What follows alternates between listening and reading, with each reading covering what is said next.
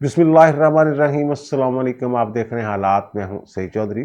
Operation عزم استحکام کے خلاف محاذ کھول لیا ہے جناب پی ٹی آئی نے، اے این پی نے، مولانا فضل الرحمان نے، جماعت اسلامی نے۔ ان کے اعتراضات کس حد تک درست ہیں؟ اور دوسرا یہ کہ جیسے یہ آپریشن ہو رہا ہے دہشت گردوں کے خلاف عزم استحکام، اسی طرح کا آپریشن ان فوجی کرداروں کے خلاف نہیں ہونا چاہیے جو میں سمجھ رہا ہوں کہ ناسور بن چکے ہیں ادارے کے لیے، ان کے خلاف بھی آپریشن ہونا چاہیے۔ میں کیوں کہہ رہا ہوں، آگے جا کے اس پر بات کریں گے۔ اور پھر جو مخصوص نشستوں والا کیس ہے وہ کافی حد تک کلیئر ہو گیا معاملہ، اور جو عطر منی اللہ صاحب اور منیب اختر صاحب ہیں، وہ جسٹس صاحبان کی میں بات کر رہا ہوں، وہ اس کیس کی سماعت کے دوران جناب بالیں جو ہیں بنا بنا کے دیتے رہے، چوکے چھکے مارے دا کے، جو پی ٹی آئی اور سنی اتحاد کونسل کے وکلا ہیں، لیکن وہ چوکا چھکا کیا مارنا تھا، بالیں ہی مس کرتے رہے۔ اور پھر پی ٹی آئی کے وہ کون سے رہنما ہیں جنہیں یہ جلدی پڑی ہوئی ہے کہ 9 مئی کے مقدمات جو عمران خان کے خلاف ہیں ان کا ٹرائل جلد از جلد فوجی عدالتوں میں شروع ہو جائے۔ یہ 2-3 موضوعات ہیں جن میں بات کرنا۔ سب سے پہلے آپریشن عزم استحکام کے حوالے سے بات کریں گے۔ ماضی میں بھی دہشت گردوں کے خلاف آپریشن جو ہیں وہ ہوتے رہے ہیں۔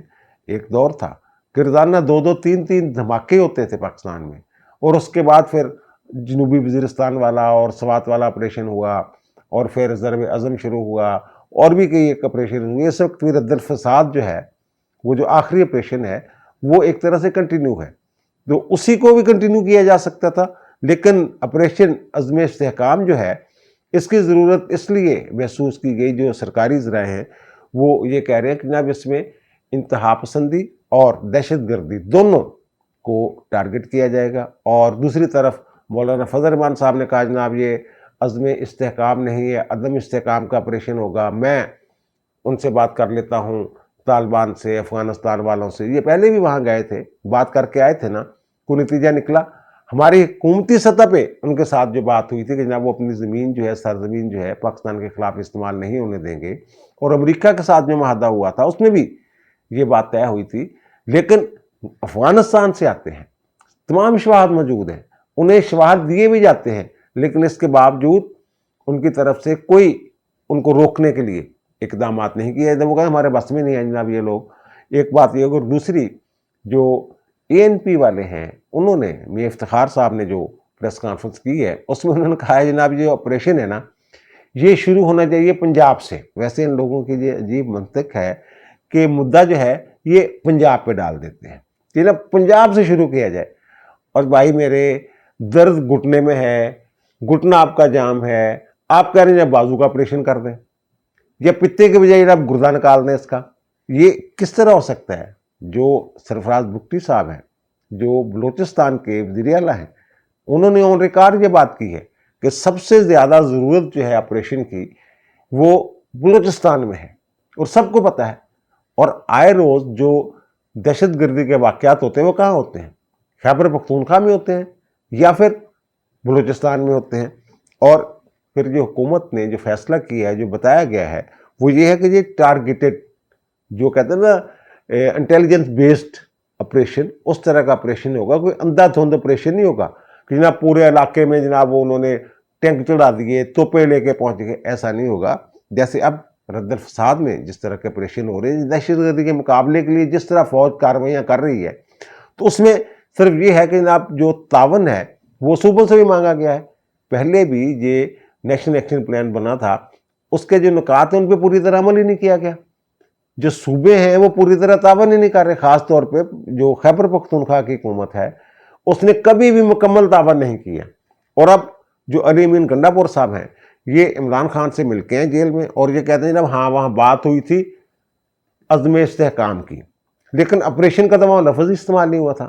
بھائی میرے، آپ بطور وزیر اعلیٰ وہاں موجود تھے اس کمیٹی میں، اپیکس کمیٹی کے اجلاس میں، جہاں فوجی سربراہان بھی موجود تھے، وزیر اعظم بھی تھے، باقی وزراء اعلیٰ بھی تھے، گلگت بلتستان کے وزیر اعلیٰ بھی تھے، آئی جی صاحبان بھی تھے، تو وہاں آپ کہتے جناب پوچھ لیتے ان سے کہ بھائی جی عزم استحکام کیا ہے، اس کے کیا خد و خال ہیں، کیسے آپریشن ہوگا؟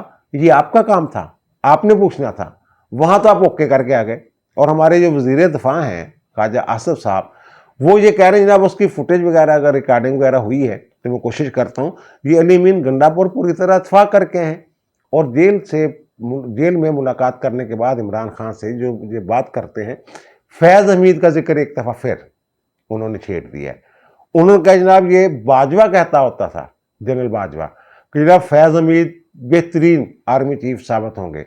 وہ کہتے ہیں عمران خان نے تو کبھی ذکر ہی نہیں کیا تھا ہمارے ساتھ، اس موضوع پہ بات ہی نہیں کی تھی جناب فیض حمید کو میں نے آئندہ آرمی چیف بنانا ہے یا نہیں بنانا۔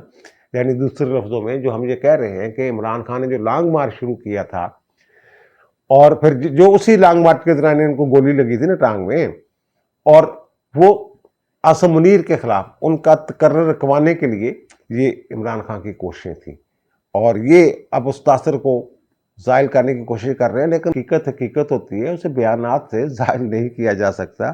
بہرحال جو بھی ہو جائے، یہ آپریشن عزم استحکام جو ہے یہ شروع ہونا ہے اور بھرپور انداز میں ہونا ہے، اور حکومت کی طرف سے یہ یقین دہانی کروائی جا رہی ہے، اور میری اطلاع کے مطابق جو پارلیمنٹ ہے اس کو، پوری پارلیمنٹ کو سیکورٹی کمیٹی ڈکلیئر کر کے ان کیمرہ بند کمرے میں یہ جو سیکورٹی کے اداروں کے سربراہ ہیں، حساس اداروں کے، فوج کے سربراہ جو ہیں، وہ وہاں بریفنگ دینے کے لیے بھی تیار ہیں، اور ایسا بندوبست بھی کیا جا رہا ہے۔ اور ان کا جو خدشہ ہے خاص طور پہ پی ٹی اے والوں کا، کہ جناب یہ اس میں نومی والے رگڑے جائیں گے، ان کا بھی رگڑن کریں گے، اور پھر جو ہے یہ پی ٹی آئی کو نشانہ بنایا جائے گا، بھائی میرے یہ جو لوگ ہیں جن کے خلاف آپریشن ہونے والا ہے، یہ آپ لوگ لے کے آئے تھے، عمران خان صاحب لے کے آئے تھے، اور اس وقت بھی ایک جو میٹنگ ہے اسی طرح کی بند کمرے میں یہ ہوئی تھی، اور وہاں جو ہمارے خواجہ آصف صاحب ہیں وزیر دفاع، ان کے توسط سے یہ خبر باہر آئی ہے کہ اس وقت جناب سرسری سے انداز میں ہمیں بتایا گیا تھا، تفصیلات نہیں بتائی گئی تھی، کہ 40,000 بندے ہیں افغانستان میں، وہ واپس لانے ہیں، وہ واپس لائے گئے، اور ان میں 6,000 کے قریب ملیٹنٹ تھے، انہیں محفوظ پناہ گاہیں دی گئیں، اور ان کے دفاتر کھولنے کی باتیں کی گئیں۔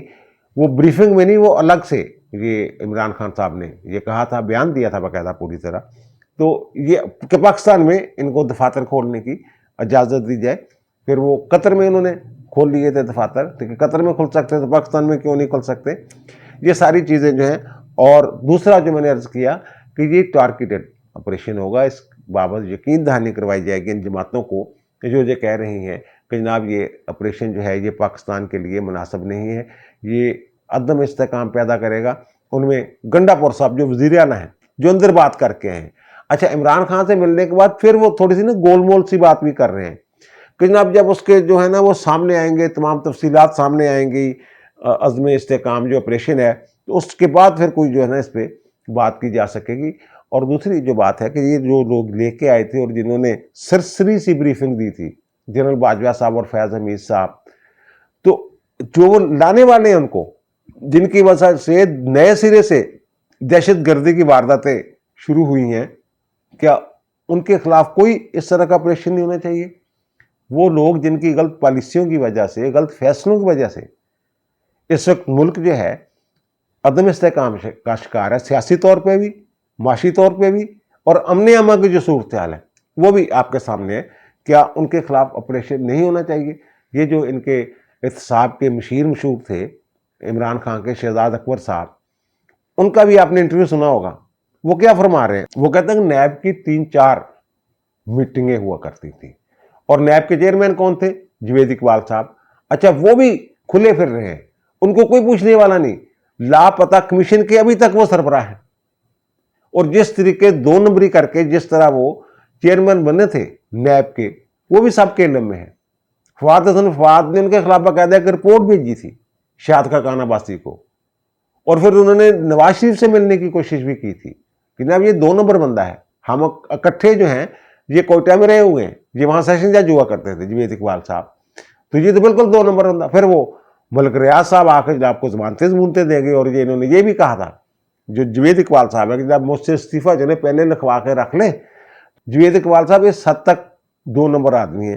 اب وہ جو کہہ رہے ہیں کہ جب 3-4 میٹنگز ہوا کرتے تھے، شہزاد اکبر صاحب کہہ رہے ہیں، تو اس میں ایجنسیوں کے لوگ بھی ہوتے تھے اور D G I S I بھی ہوتے تھے۔ یعنی یہ D G I S I کا اس میں کیا کام، اور ایجنسیوں کے بندوں کا کیا کام؟ اور کہتے ہیں جناب وہاں بڑی ڈسکشن ہوتی تھی، اور یہ جو एहसन इकबाल साहब के खिलाफ जो नारोवाल की यूनिवर्सिटी वाला केस है, वो जनाब वो भी मैंने कह दिया था फजूल केस है। और शाहिद खकान अब्बासी के खिलाफ जो उन्होंने गैस के महादे हुए थे, लिक्विड गैस के, तो वो मैंने कहा तो उसमें भी कोई जान नहीं है। और मिफ्ता इस्माइल वाला जो है वो भी फजूल है, तो ये रेफरेंस ना बनाया जाए बकौल उनके। लेकिन उन दिनों तो बड़ा जनाब ये पलंदा लेके आया करते थे, इतनी ज़्यादा फाइलें होती थी, और सामने रख के पता नहीं कितने कितने वालियम और क्या क्या बातें किया करते थे जनाब, आप फलां पकड़ा जाएगा और फलां पकड़ा जाएगा। FIA को भी इस्तेमाल किया करते थे, नैब को भी इस्तेमाल किया करते थे ये। लेकिन ये साबित होगी नहीं बात उनके बयान से। पहले भी ऐसे शवाहद मौजूद हैं, शहादतें मौजूद हैं कि जनाब फैज़ हमीद साहब पूरा लक्ष्य चलते होंगे सी। इनके खिलाफ अब इंक्वायरी भी लगी हुई है फैज़ हमीद साहब के खिलाफ। वो जो एक हाउसिंग सोसाइटी के मालकान के घरों पे छापे छुपे नहीं बनवाए थे और बड़ा माल चाल खींच के ले गए थे और वापस नहीं किया बाद में, उसकी इंक्वायरी लगी हुई है। तो ये जो लोग हैं जो फौज के लिए बदनामी का बायस बने होंगे, बाजवा साहब, फैज़ हमीद साहब और इनके बाकी दीगर साथी जो होंगे, उनके खिलाफ भी एक ऑपरेशन की ज़रूरत है। जब तक इनके खिलाफ ऑपरेशन नहीं होगा ना, ये मैं बता दूं, अवाम का जो एतमाद है ना, ये फौज पर बहाल नहीं हो सकता। ये नहीं हो सकता जनाब आपने जनाब फलां बंदा मुअत्तल कर दिया, 9 मई में इतने जनाब अफसरान जो हैं वो निकाल दिए गए, ये हो गया वो। इनके खिलाफ उसी तरह ओपन कोर्स में ट्रायल होना चाहिए जैसे दीगर सिविलियंस के खिलाफ होता है, या दहशत गर्दों के खिलाफ। ये दहशत गर्द जो आए हैं, मैंने पहले कहा, जो उनके फैसिलिटेटर कौन थे, ये लोग जो सरसरी सी ब्रीफ में देते जनाब वो बड़ा अच्छा हो जाएगा, हमारा अफगानिस्तान के साथ बात हो गई हुई है और ये जनाब ये जो है इन लोगों को हम कौमी धारे में लाएंगे वगैरह वगैरह, और फिर अपने तौर पे जंगबंदियां करते रहे। इमरान खान भी मुलजम है, उनके खिलाफ भी ऑपरेशन हो, उनको ही पकड़े। जितने भी लोग हैं जिनको मैं कह रहा हूँ ये नासूर हैं, फौजी किरदार जो है या सिविलियन भी हैं उनके साथ जो मिले हुए थे, इन सबको ऑपरेशन करके अलग कर देना चाहिए। सख्त किस्म के इकदाम होने चाहिए। ऑपरेशन अज़्म इस्तेहकाम के साथ साथ ऑपरेशन रद्द नासूर भी होना चाहिए।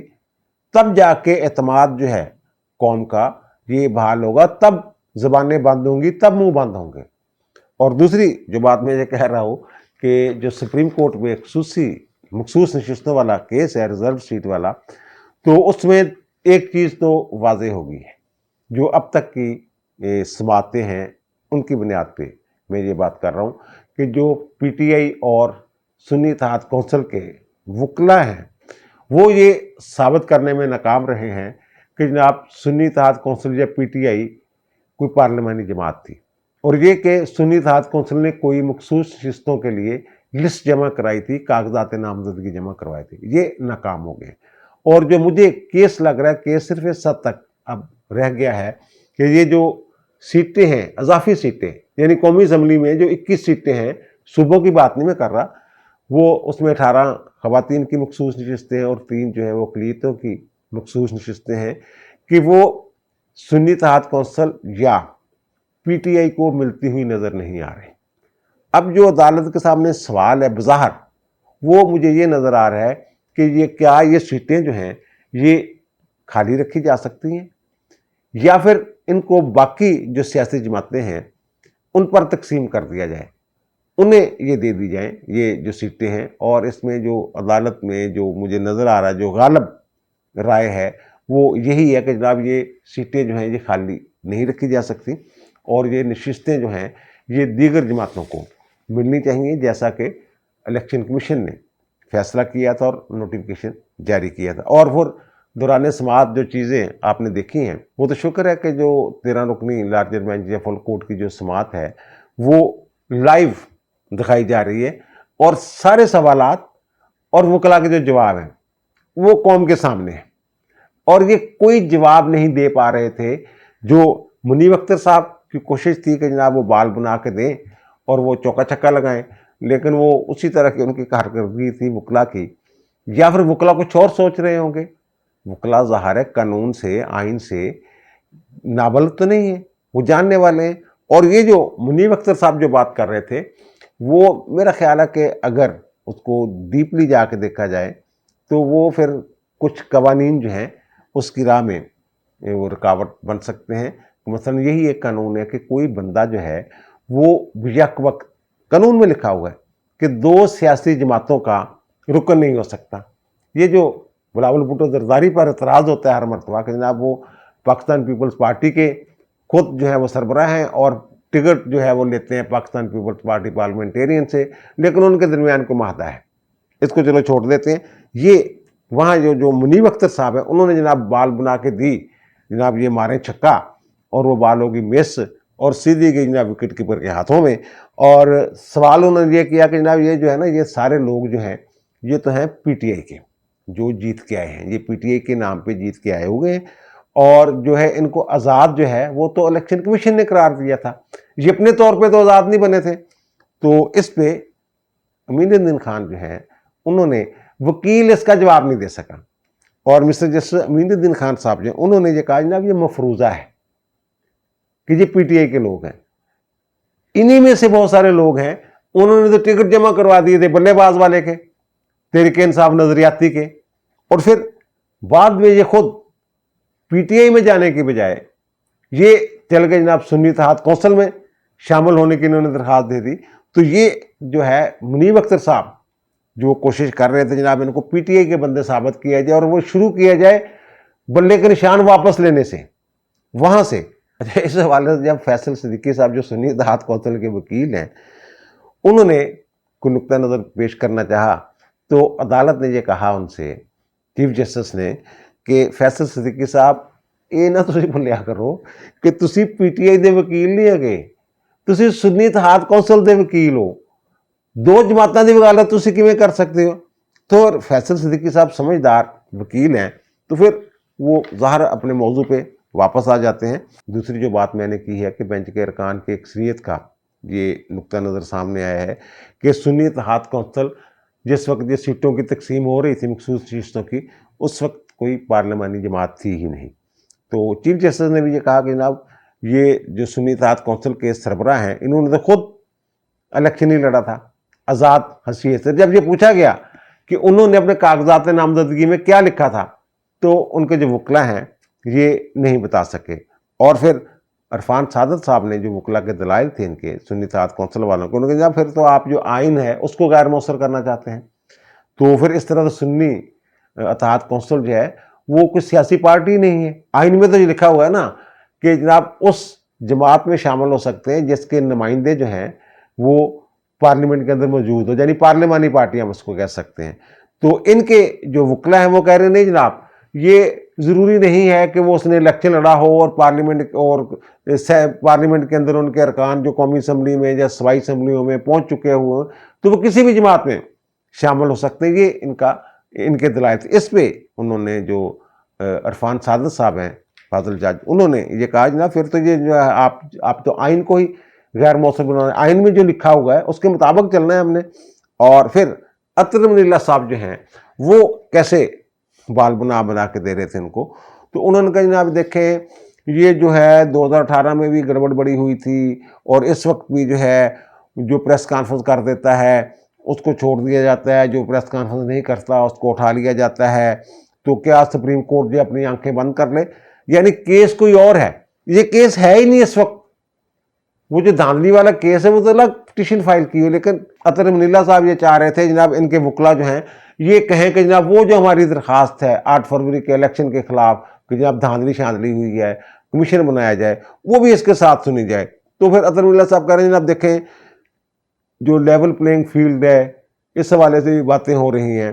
تو جسٹس جمال خان مندوکھیل صاحب نے پھر اس کا جواب دیا. انہوں نے کہا جناب یہ جو لیول پلینگ فیلڈ والے ہیں وہ تو ہمارے سامنے آئے ہی نہیں. اچھا دوسری جو بات ہے منصور علی شاہ صاحب نے بڑے واضح طور پہ کہا سنی اتحاد کونسل اگر جماعت نہیں ہے تو کیا یہ نشستیں خالی رہیں گی؟ اب یہ کہہ رہے ہیں پی ٹی آئی والے اور جو سنی اتحاد کونسل کے وکلا ہاں جی وہ خالی رہیں گی.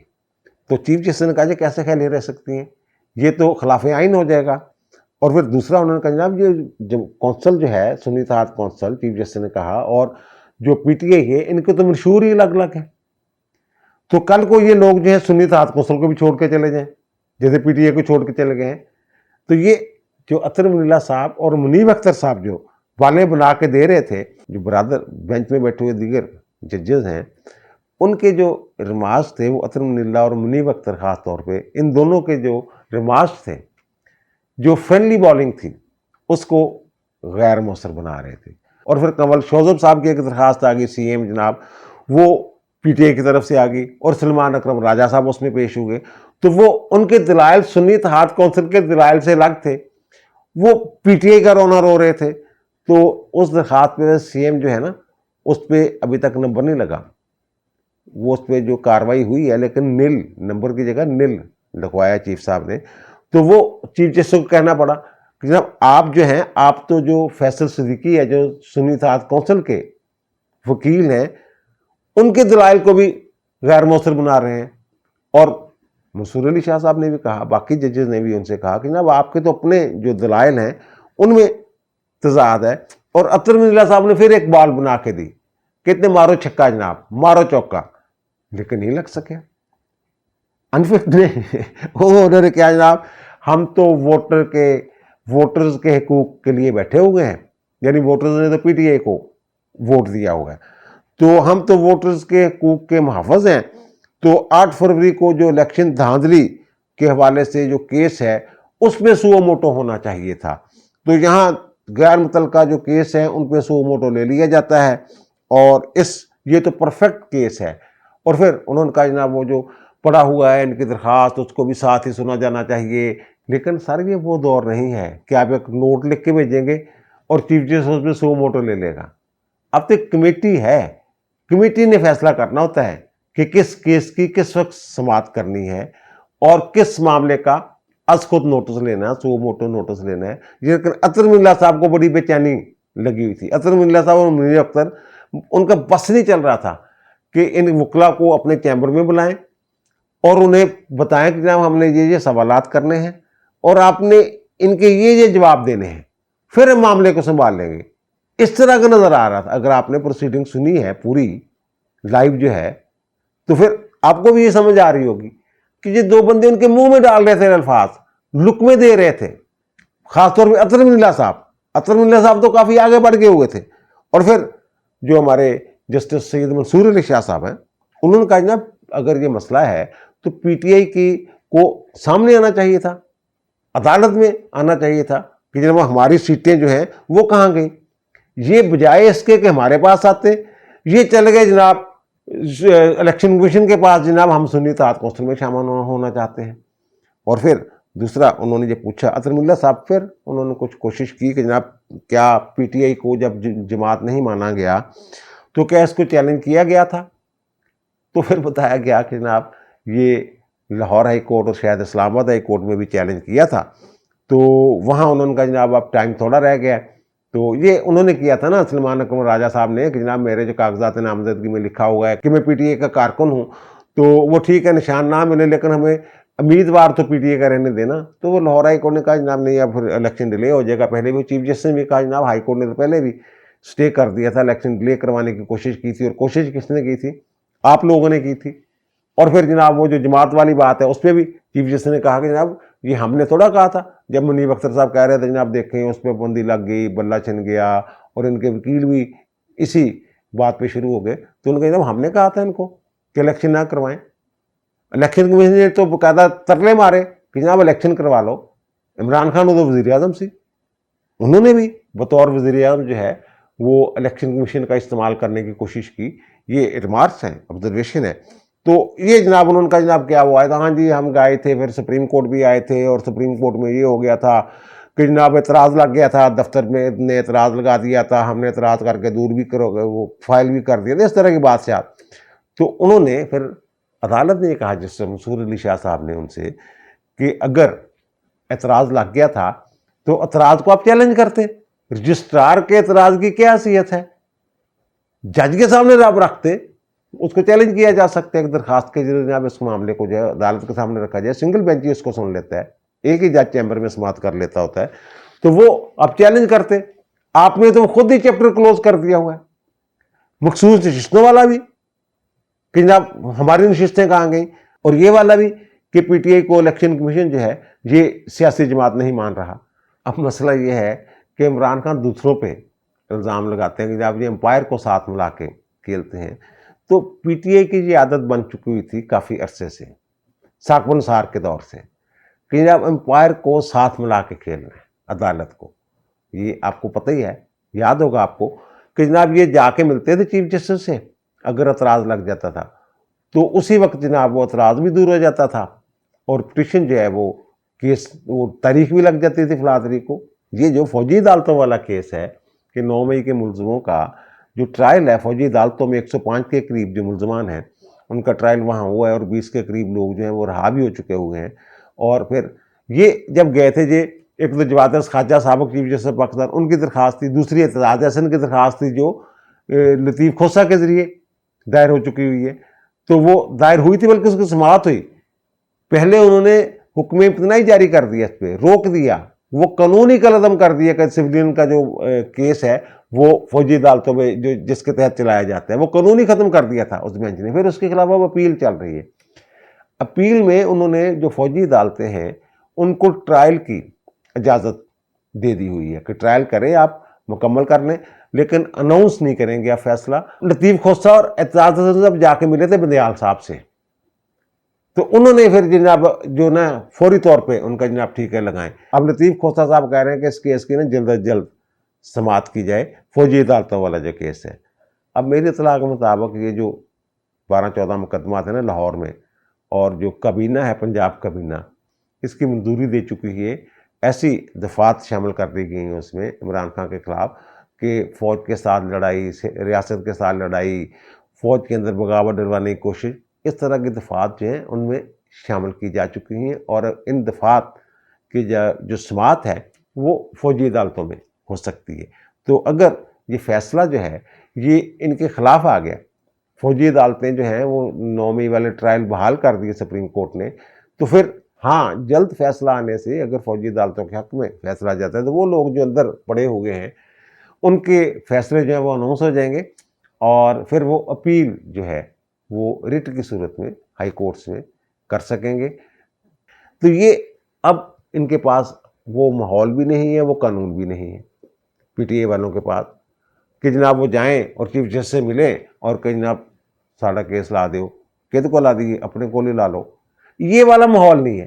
یہ کہتے ہیں گجے ہوئے ایک گجے سی انہاں محبتاں دے انہاں لاڈاں دے، ہن وہ لاڈ مل نہیں رہے، ہن انہوں نے کیس لڑنے پی رہے ہیں، اور تیاری جہی کر کے جاندے نے، جو نکات لے کے جا رہے ہیں، اور کس حد تک انہوں کو ٹھوس جڑے نے دلائل نے وہ تسی دیکھ ہی رہے ہو۔